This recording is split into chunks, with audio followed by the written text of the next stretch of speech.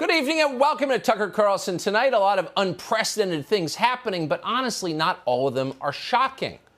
For example, it probably shouldn't surprise you that once they got their hands on real power, the same lunatics who don't believe in human biology immediately made a serious mess of our economy. It took them less than 6 months to do it. First, they acted like the U.S. dollar had no value. They spent money like they just printed it for the occasion, which, needless to say, they had. And predictably, we wound up with frightening levels of inflation, which, for the record, they still deny exists. But inflation does exist, as you know well if you live here. Corn prices, to name just one example of a staple commodity that is now out of control, have risen by 50% just since January. But that wasn't bad enough. The lunatics then decided to make it even worse than that. So they paid millions of Americans more than they make at work just to stay home and do nothing.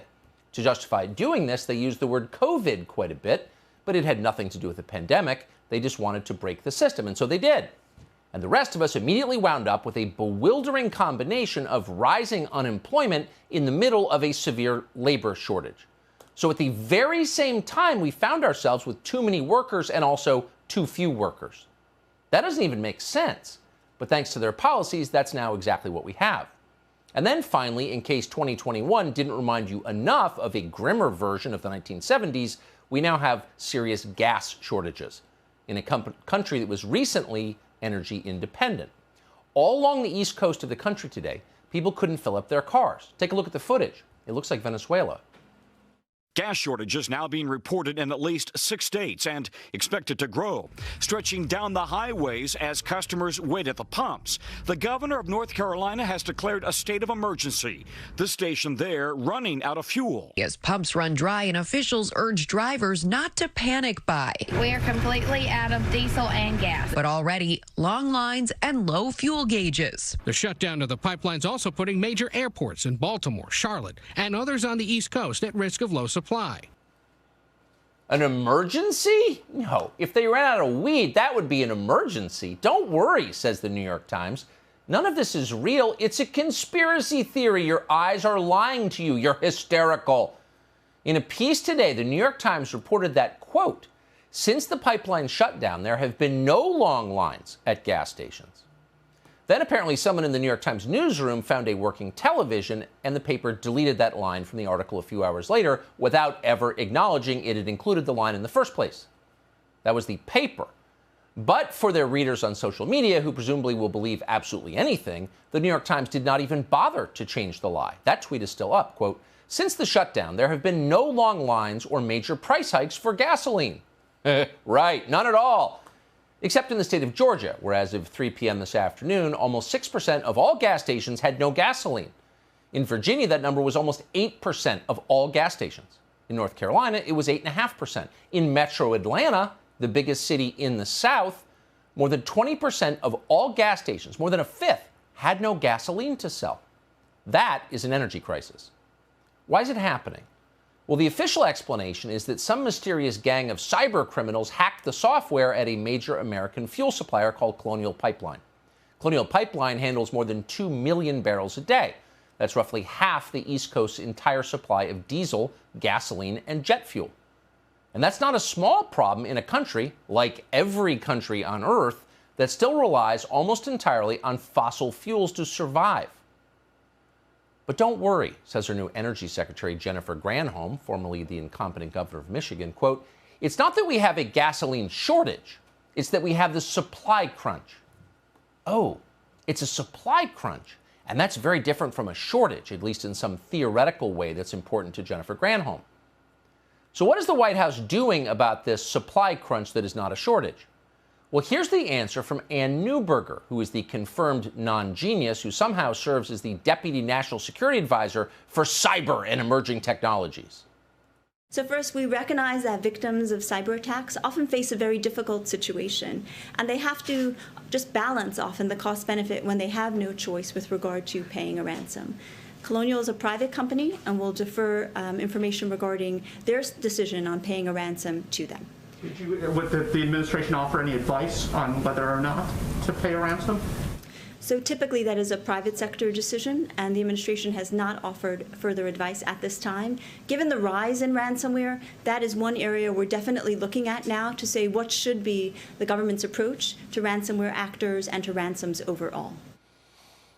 That's the person protecting you from the cyber criminals. Colonial Pipeline, Ann Neuberger would like to remind you, is a, quote, private company. And as a matter of principle, the White House does not get involved in the affairs of private companies, not unless private companies were to use the wrong pronoun in a sentence, in which case the FBI would arrive with a SWAT team and make televised arrests. But in cases where the mere fuel supply of the entire eastern seaboard is at stake, Ann Neuberger and her friends at the White House strongly prefer a hands-off approach. They're situationally libertarian that way. What is this about? Well, you know. On some level, let's be honest about it, the White House approves of this disaster. Yes, some gas stations are closed tonight, but soon enough, the lunatics plan to close all of them. Close every gas station in the entire United States, shut it forever, to make way for some new, as yet not quite defined means of transportation that will magically replace the gasoline engines that we have used for more than 100 years. This is a green revolution, so who cares about some old pipeline? Remember that on his first day in office, Joe Biden shut down a pipeline. That's the first thing he did. It was the massive Keystone XL pipeline. Joe Biden didn't wait for mysterious hackers to shut it down. He shut it down himself, and more than 11,000 people lost their jobs. And by the way, gas prices went up. In case you haven't noticed, gas prices have never gone down. In the state of California, the average price of a gallon of gasoline is over $4. A year ago, it was $2.70. In Illinois, gas is $3.20 a gallon. Last year, it was $2.10. It's not just two big liberal states, it's the entire country. In Texas, gas prices are averaging $2.70 a gallon. Last year, it was $1.50. In the state of Maine, the average price of gas is almost $3. A year ago, it was under $2, and so on. Nationally, Americans are paying about $45 billion more for gasoline overall than they were last year. Why? This is the result of policy decisions made by the new administration. This is the Green New Deal. We've got it already. And if you love gas shortages and electricity blackouts, no air conditioning, $80 plywood, this is the program for you. Tomorrow, the administration's Bureau of Labor Statistics will release the new official numbers on inflation in America. You should know that a key part of that statistic is called the Consumer Price Index. And the Consumer Price Index measures the prices of a carefully curated selection of goods and services. And if tomorrow's Consumer Price Index number is flat, rest assured the people on TV will tell you it is proof that inflation isn't real. Should you believe them? Well, before you take their word, take note of what is not included in the official Consumer Price Index. Lumber, for example, because no one in America buys building materials. So you should definitely ignore this.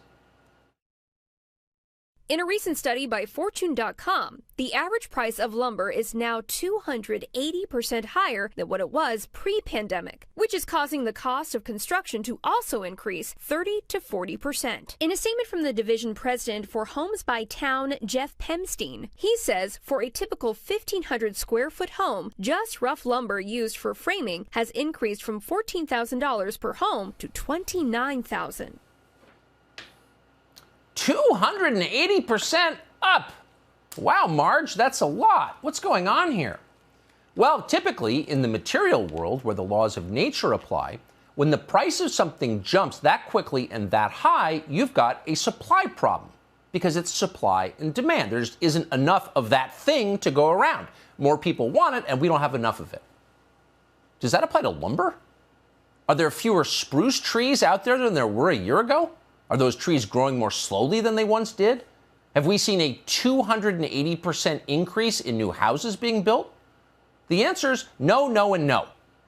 The real answer, as you may have guessed, is that bad federal policies are distorting the price of everything in this country, from 2x4s to diesel fuel to corn dogs. None of this is an accident, just as it wasn't an accident when the power went out in Texas over the winter. It wasn't a cold snap that did it. It was a federal policy that encouraged the state to rely on windmills which don't actually work.